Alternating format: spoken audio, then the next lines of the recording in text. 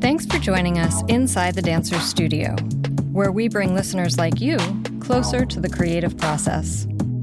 Inside the Dancer's Studio is a program of the National Center for Choreography at the University of Akron, as part of our Ideas in Motion initiative.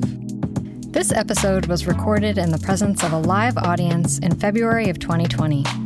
Today we join Christy Bolingbroke, our executive artistic director, in conversation with New York City-based choreographer Brian Brooks, whose work has toured internationally since 2002 with presentations by BAM, the Joyce Theater, Jacob's Pillow, the American Dance Festival, and Works in Process at the Guggenheim Museum, among others.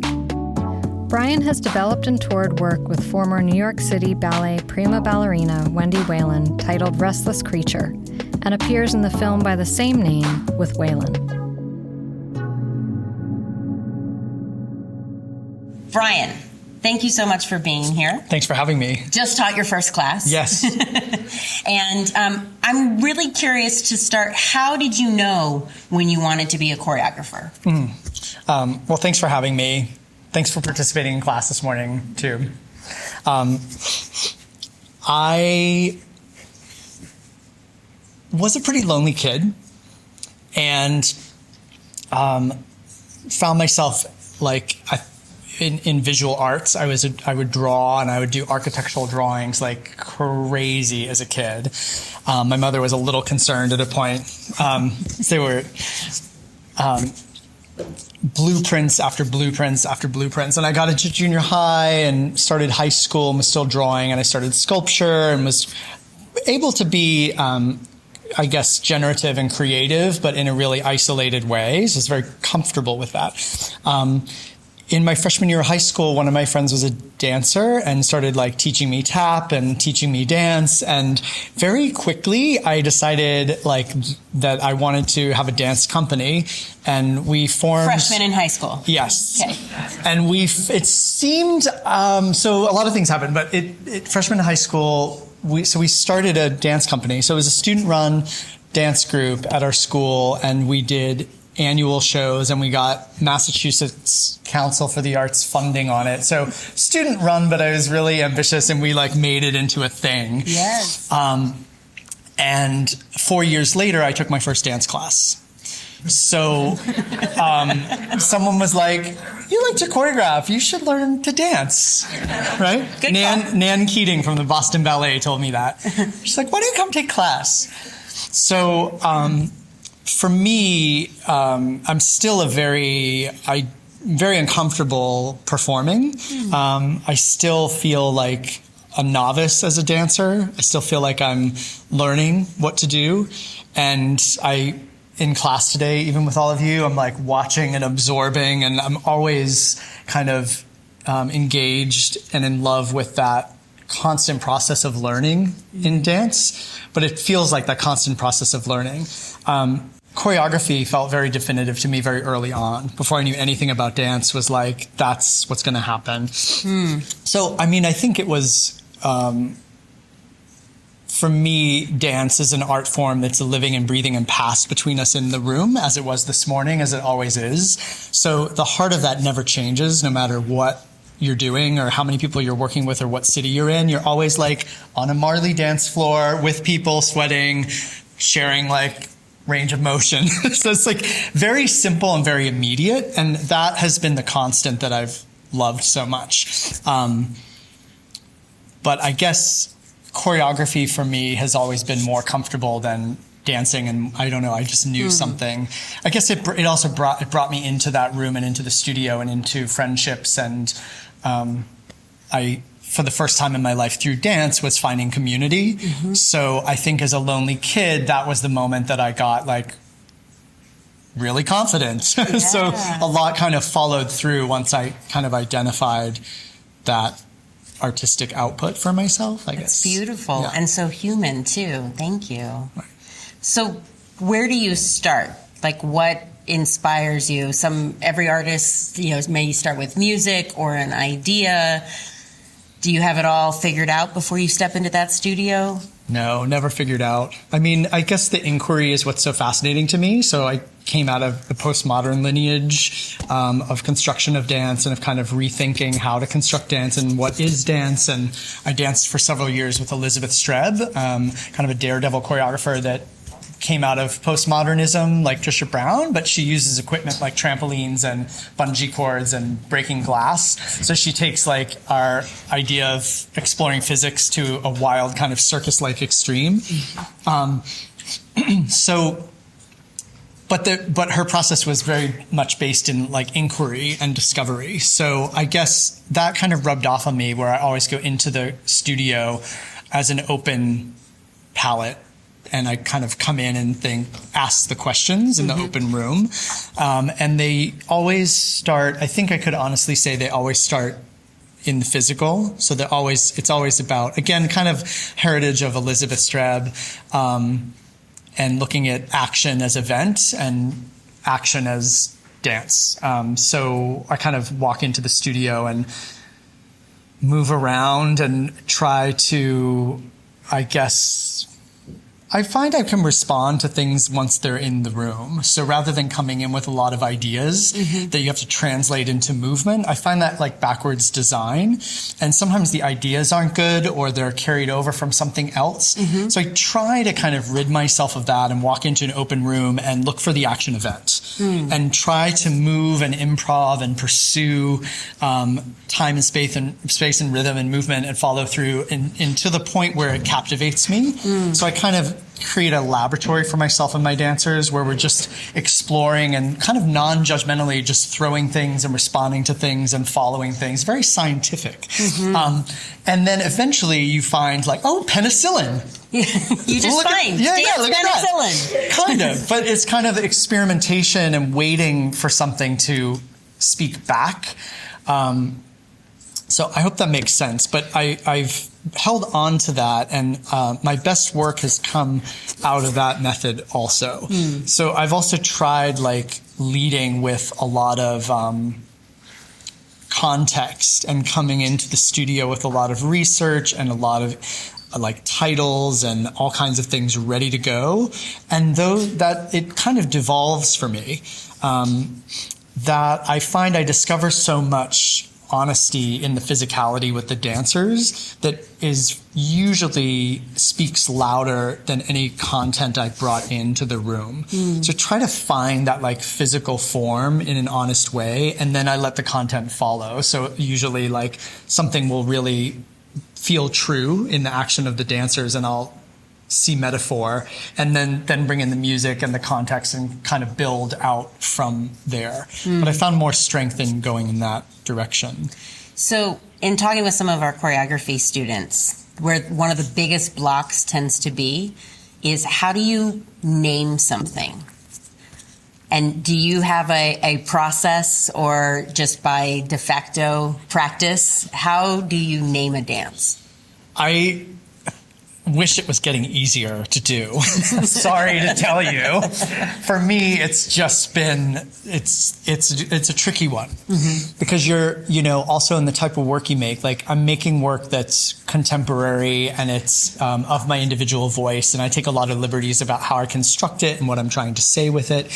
But I like to leave it open for you to get a lot from it. So my narratives are really loose, it's like we're coming in. So I find the title is going to give you a stamp. It's going to give you like, there's your entry point. So I fear it because I feel like it locks down other opportunities. So I feel like I went through a phase. I thought I should just do like Untitled 2020, Untitled, 2021.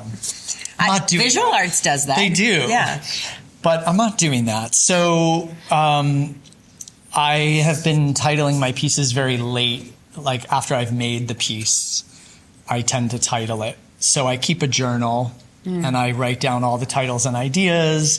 I usually have a title going in. I just don't tell anyone, as David knows, as I was commissioned to make a piece on Groundworks last season. And he's like, what is it? What's the title? I said, I'm not telling you. No title. And I made the piece, and then it was probably dress rehearsal. I have a title. It's very late. You told the dancers before you told me. I told the dancers before I told David. Terrible. They were on the inside. But there's... So I guess I'm not, like, So my answer is kind of time-based, right? It's like it's not subject-based. It's really influenced by time and, again, responsiveness. So like once the dance for me is made, I've thought about so many things kind of coming into it and learned so much in the building and the making of a thing that there's more there than I could have imagined. Hopefully, if it's a good piece, there's more there than I could have imagined before I started to make it. It's one of the reasons I make the dance in the first place, to make something that hasn't been made before, that I haven't made before, maybe nobody's created before. And then you look at it for the first time and then have a response. And maybe it's like a new doorway with a new title. That's kind of where I'm working. It's kind of this looking at titling it more at the end of the process when I've made the piece, captioning it. So it doesn't work well for marketing. Or grant writing. Right. Yeah. So I'm trying to just explain where it's really coming from and what it supports in the work. And hopefully people are interested in that kind of process. But speaking of trying to make something that hopefully no one's seen before, I'm curious what the term 21st century dance practices meant to you when we introduced this idea and made the invitation. And for those that maybe don't practice dance or as much, the exception or assumption in that is that throughout the 20th century, we had a lot of ballet, a lot of modern, a lot of our most prolific dance makers were creating techniques in their own names. You have the Cunningham technique, you have Taylor technique, you have Graham technique. And that is a very 20th century idea, also rooted in the idea that you could, actually afford to have a full-time dance company and pay your dancers $500 a month. And they would have enough money for rent and maybe coffee for that month. We're now in the 21st century where payment for artists is not kept pace with inflation.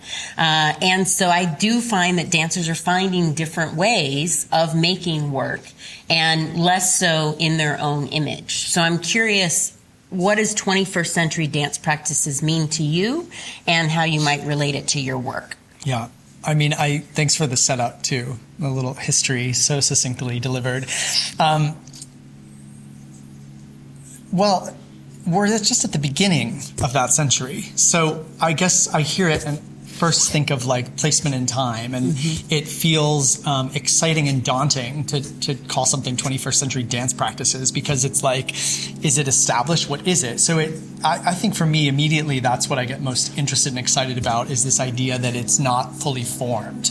And I think that speaks a lot to at least where dance is, and dance in America, of like, both creatively and generatively, artistically, aesthetically, and also logistically and financially, where dance is as a practice in the United States. They all kind of work together. And so thinking of naming it not contemporary dance, but saying like 21st century dance practices is like, wait a second, it's just the beginning of that century. There's so much to be created. So it looks like an opportunity. It feels to me like an invitation to make it up. So I feel like that really speaks to where I've come from in dance and training and the people that I work with, this idea of innovation and invention. So that feels thrilling, also daunting. No pressure. Yeah, totally. But there is like, I suppose,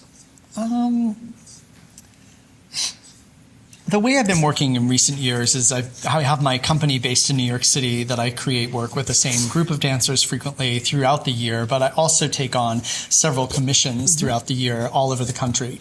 And they have been in Broadway shows, they've been with major ballet companies, they've been with regional repertory companies like Groundworks in Cleveland and Hubbard Street in Chicago, and a big variety of independent dancers and kind of guest artists. So a big variety, kids. I feel like that filters into 21st century dance practices. I feel like it also like art and politics and kind of this parallel a little bit of like how we are interacting and engaging with each other. And it feels, I can't tell what comes first or what follows what, but it just feels like there's an order of things that are happening, of inclusiveness and opportunity. And in a dance studio, again, it's what I rest my career on, is like coming in with people I don't know. And everybody was so generous and honest and available and daring today. And you spend time in this room with people that you don't know, and you take a chance in 90 minutes. And like all of us left, probably most of us, maybe somebody didn't, but hopefully most of us leave with like at least one new idea. So there's an openness and receptiveness. I find it in the class, and I find it in the dance practice at large, like working with my company, but also traveling throughout the year.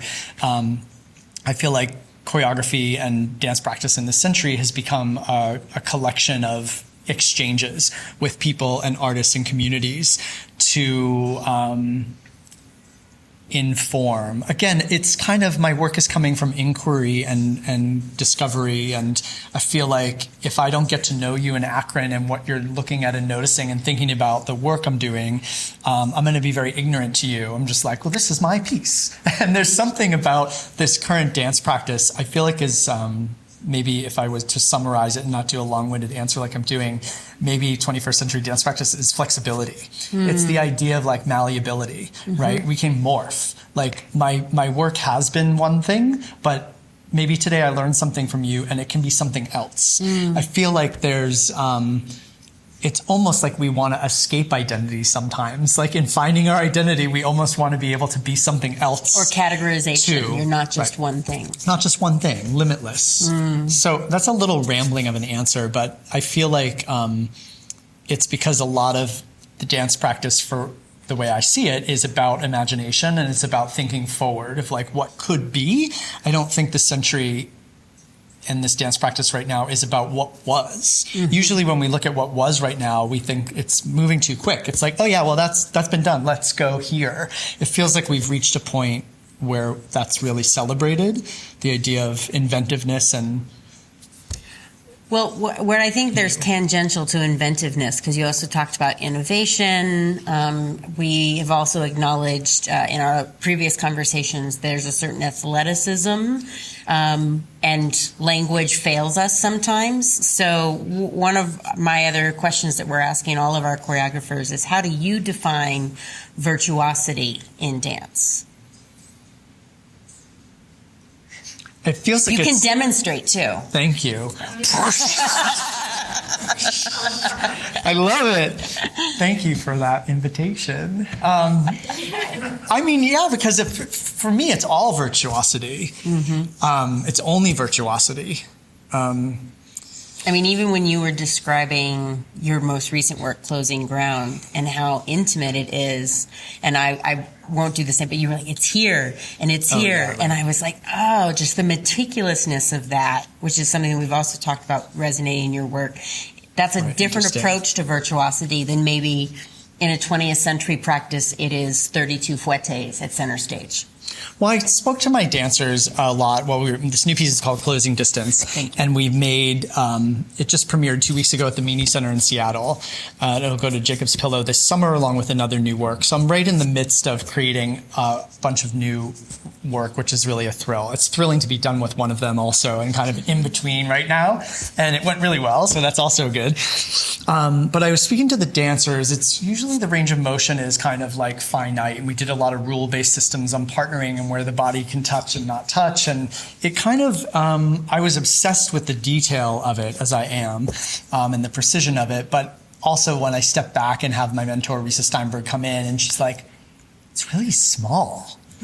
So, thinking about the range of motion and the actual size of space, I'm not making work that's like frontal presentational, like large range of motion, lots of obvious jumps. I have, but not right now. But it is presentational. We played a 1,500-seat theater, and it held up very well. So, but because what we've worked on in the virtuosic sense of my aesthetic is making a lot about a little. So I was speaking to the dancers about that. It's like, it's not this apologetic, like, small fold of space, like, hold on, we're getting to the big thing. It's actually like, that's the point, like kind of bringing the eye into the body and to the real folds and form. We found the music for Closing Distance is the Pulitzer Prize winning all vocal score by Caroline Shaw, Partita for 8 voices. it's so marvelous and so challenging, but there's moments where she uses breath as rhythm. And you hear like just the lung. And so it brought us into the small kind of corners of the anatomy in a way that magnified something small. So I guess for me, virtuosity can be that, like kind of the magnification of something. For me, it's like in this new work, it's often the small intimacy between two bodies. It's the whole 30-minute piece is all partnering. But then making it something, making a big deal, pronouncing it in a way. So I guess some of the other ways it becomes virtuosic, it's like the detail and precision and complication and coordination of the partnered sequences are a little dumbfounding. So for me, that's a hallmark of virtuosity in my company, is like making sections with 5 or 6 dancers where everyone's partnering everyone else, but it's all like right on a dime, and like it looks almost like a graphic animation or something, because there's so much going on, but it's very articulate and in this case synced to the score in a way that it's highlighted. So it's not just a blur, but it kind of looks like this really complicated little Tetris game or something. I find that virtuosic, knowing the challenge of the performers. So like, when you hear someone play a violin quartet, string quartet rather, of like a Philip Glass, if you watch them play it, I feel like the virtuosity in the challenge of the coordinations for the performer and the speed and the syncopation and synchronization of a Philip Glass to play that. That is always virtuosic to me, and I feel like I construct dance versions of that a little bit, where the synchronization of all the ensemble players has to be exact. If someone's off a little with the elbow, everything unravels. So for me, the virtuosity is in the performer's ability to complete the obvious tasks at hand. Nice. As well. So I'm glad to hear that the last piece went very well. But what do you do when you're in a creative rut? You want to talk about my failures? Well, just those moments when you feel like a failure and yet you still need to make a piece. You've got a deadline. I think we all can identify with that, when some days you're up to it and some days it's not working. I love a good fail. I do. I love it. I hate it, but I love it. You have to have good support systems around you to survive failures. And it's basically like it's what you do from it. So my greatest works have come out of, unfortunately, failures. Like my last company piece wasn't very good. So I think that not that you need to make a bad piece to make a good piece, but I've accepted that there's a mix of things and circumstances. Yeah, there's an ebb and flow, and each time try to capture what was successful in a process and what was disruptive in a process, and I make changes to my methods in the studio and kind of go forward. So Closing Distance resulted from a lot of introspection and changes to my methods in my rehearsal studio.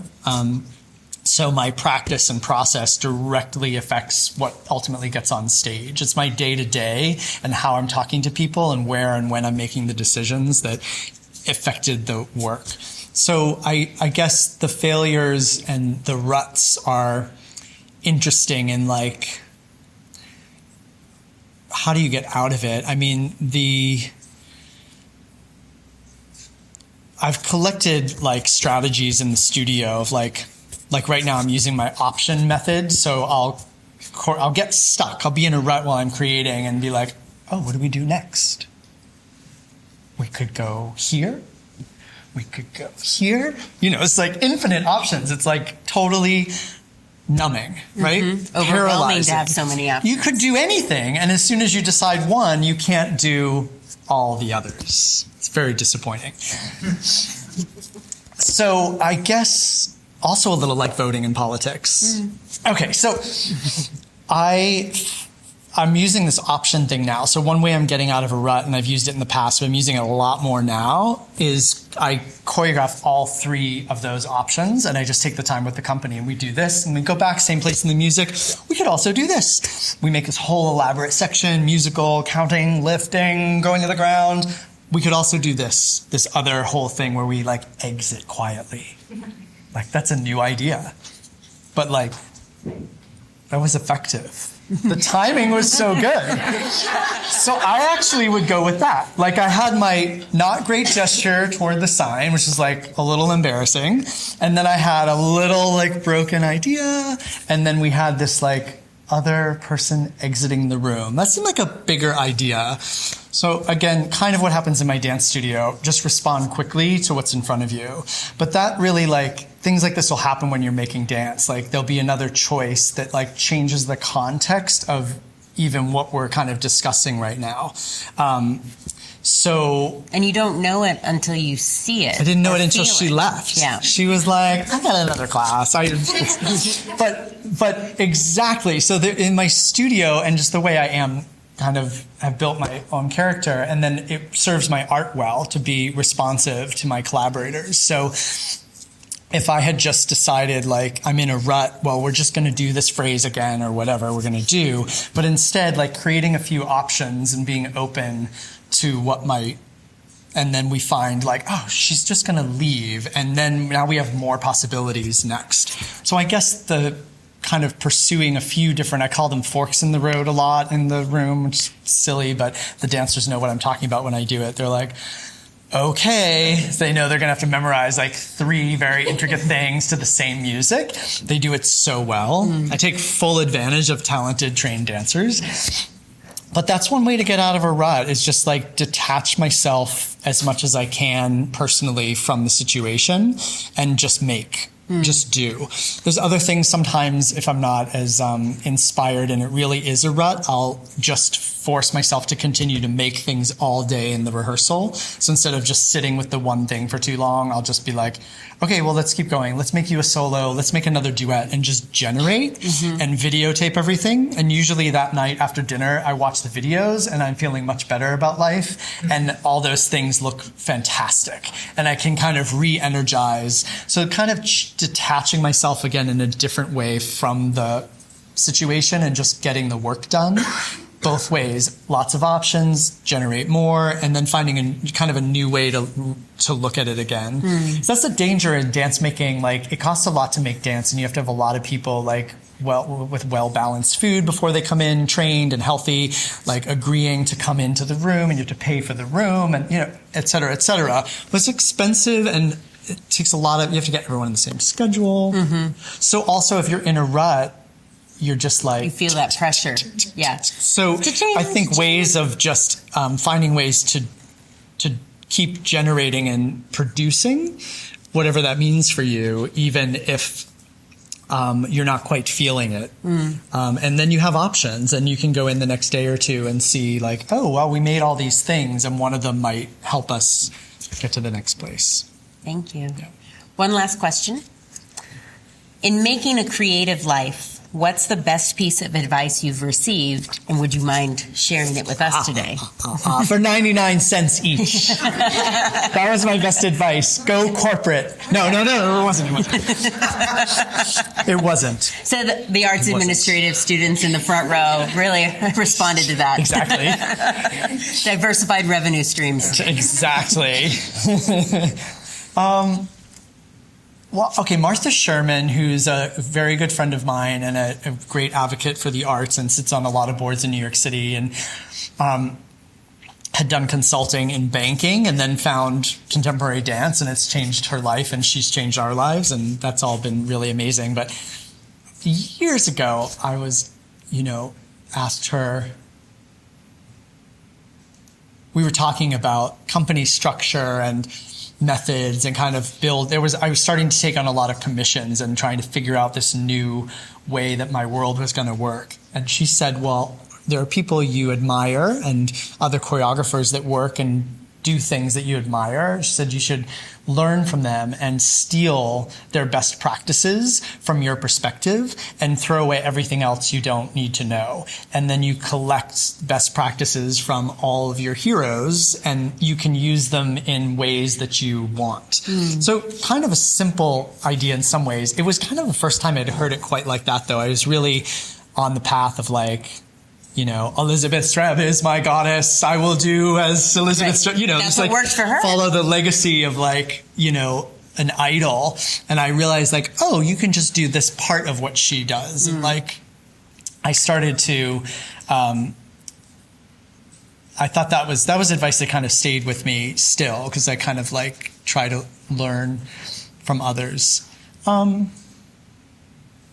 that's kind of what we're doing this week too. The other half of Brian's time here on the ground is another practice that NCCAkron does, a creative administration residency, because we do have so many of our artists who don't have a huge board, a huge staff to support them, but that we can also afford the same sort of space and time to ask those administrative questions. What's working? Right. And you don't have to do everything that looks like what they're doing, right, but to appropriate, to borrow. Right.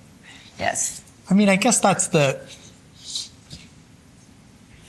thing I wish I had more of earlier is how do you value the kind of meandering place you might feel you're in at a given time? It seems like we're on this road to achieve something. We're kind of waiting, I'm still learning and then later I will produce. But I feel like there were so many things in the learning process that have become such the crux of my work that I was doing the whole time that I wonder, I wish somebody had illuminated that, or I had found that for myself earlier, to see the simple day-to-day practice of that 2-hour session in the studio. There's so many aspects of that are the full value of contemporary dance work.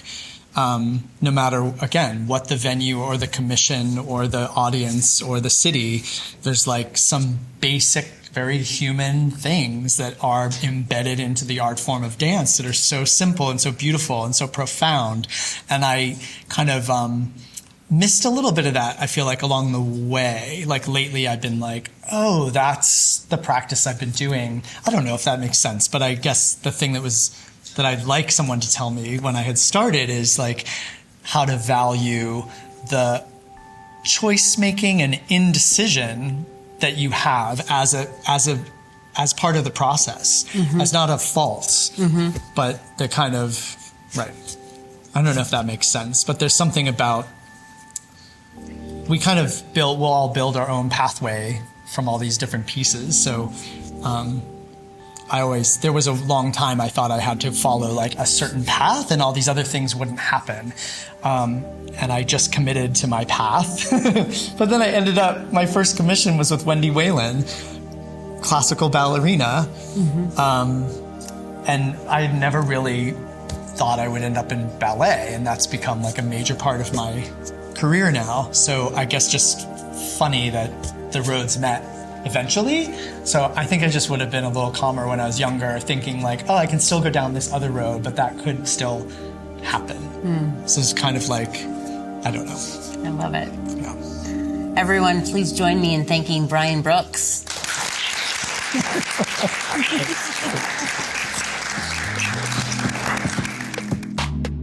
Inside the Dancer's Studio Lunchtime Talk Series is supported by NCCAkron, the University of Akron, the University of Akron Foundation, and the Mary Schiller Myers Lecture Series in the Arts. Our podcast program is produced by Jennifer Edwards. Ellis Rovin is our composer and editor. Transcription by Madeline Greenberg. Theme music by Flaco Torres. Cover art by Micah Krause. And Julian Curett and Kat Wentz are our artist coordinators. To learn more about NCCAkron, please visit us online at nccakron.org. or follow us on Instagram or Facebook at NCCAkron. We hope you enjoyed this episode, and we encourage you to subscribe on your favorite podcast streaming platform by searching Inside the Dancer's Studio. Thank you for listening, and stay curious.